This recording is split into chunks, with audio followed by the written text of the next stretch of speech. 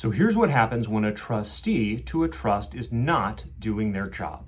This is estate planning lawyer Michael Pevney, and I create estate plans for California families. I own Pevney Estate Planning in Orange County, California. So first, let's talk about what a trustee is and kind of what a trust is. A trust is a legal entity that you put things into, and then you decide what happens to that property, both while you're alive and after you pass away.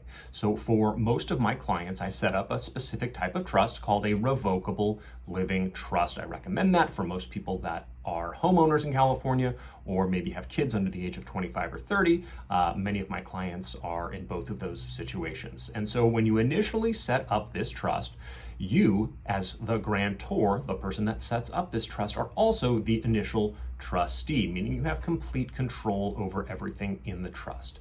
So the trustee controls the trust, and the beneficiaries, of course, are the people that benefit from the trust. And it's always a good idea. We always need to name a successor trustee. So a trust is a little bit like a bucket. While you're alive and you put property inside of that trust, inside of that bucket, you as the trustee are holding that bucket.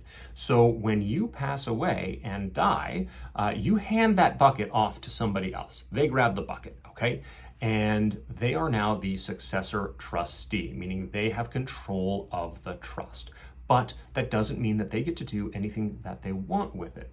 As the trustee, they are legally obligated to do with the property inside of the trust what you, as the grantor, initially set out. Now, that might be as simple as distributing property and money among a couple of kids, or it might mean holding that property in trust for a period of time until kids reach a certain age or reach a certain milestone, maybe getting a degree, maybe reaching a certain age, or making sure that maybe if somebody has a substance abuse issue, that they're getting treatment for that before they can access any of that money. So it is the requirement of the trustee to do their job. So what happens if they're not doing their job?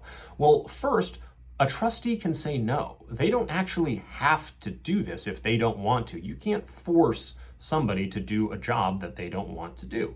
So they can either not accept being the trustee or they can resign from being the trustee, which is why it's always a good idea before you set up a trust initially to make sure that your successor trustee wants to do it. So it's also very important to name at least one alternate person in order to do this. So if that first trustee resigns, meaning that they say they don't want to do it anymore, then it moves on to that next trustee, that successor trustee that's required or in order to do that job. Oftentimes also, the trust empowers that next trustee to name, if there's nobody left or they don't like that next trustee, they can name another trustee. So they can choose who that next trustee is going to be. Especially, this might be important, especially if the trustee that you name might be the same age as you pass away when you're elderly, this trustee might also be elderly, they don't have the time or the energy to do it, or maybe the mental capacity to do it, but if it's a timing issue or they just don't want to do it, they can name a trustee, maybe a younger person that can help administer that trust. And a trustee is always empowered to get help in order to administer the trust. They can get help from a lawyer to interpret the trust. If the trust is going to be around for a long time, they can also get an accountant and a financial advisor and all sorts of things. But if they remain the trustee and they're not doing their job, it is actually enforced by the beneficiaries. So the beneficiaries have a right to a copy of the trust once the initial grantors and trustees pass away, and the trustee typically has to do an accounting, meaning they have to give some sort of financial statement about what's going on with the trust, what money is invested in, how much money is there, where it's kept, that sort of thing. They can sometimes be in 3-month or 6-month or 1-year intervals. So they have to provide an accounting so the beneficiaries have some idea what's going on. Now, one of the great things about a trust is that it's private, meaning that it is not filed with any government agency. So it is not enforced or policed by any government agency. And that's one of the great benefits of a trust, is that it is private. But on the flip side, the only way to enforce it, meaning to make sure that the trust is being properly carried out, is by the beneficiary. So The beneficiary can have a conversation with the trustee saying, hey, the trust says I'm supposed to get this percentage of the money when I turn 30 years old or 40 years old, or I'm supposed to get this amount of money every year. Or the trust says that I'm supposed to get my college and my education and my health care and my basic needs paid for, and you as trustee aren't doing that. So let's kind of get on the ball and get this handled. And if things go beyond that and the trustee still isn't doing their job, then it can actually go to a lawsuit. So the beneficiary of a trust can actually sue the trustee for not doing their job, and to make sure that they enforce it, they can try to get a new trustee appointed, that sort of thing. So that's basically how the trust is enforced if the trustee is not doing their job. Remember, the trustee can resign, they can appoint a new trustee that's willing to do it.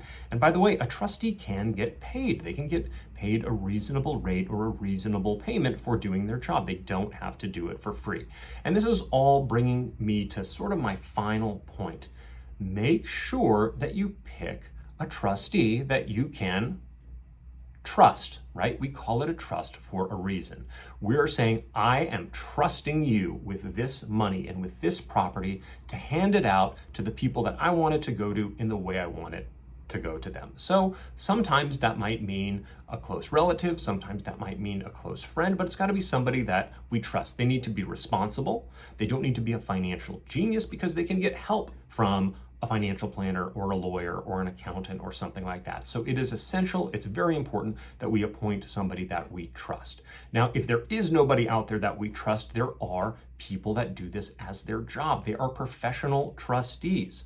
You know, banks used to be called, and some are still called, bank and trust, meaning that they have a trust department and they have professional trustees that administer trusts. There are also individual professional fiduciaries. That means they owe a duty of care, a fiduciary relationship to those beneficiaries and to that trust as trustee. Of course, these people are going to collect a fee, but if there's really nobody there that you trust, we can always appoint a corporate, bank-owned, or professional trustee to administer that trust. So that is what happens if a trustee is not doing their job by the terms of the trust. They can resign, they can appoint a new trustee, they can get ultimately sued by the beneficiaries, and of course that we want to prevent all of this by appointing the right trustees in the first place. If you have any questions about this or anything else related to estate planning, you can set up a time to meet with me for a free estate planning strategy session by going to ocestateplanlawyer.com.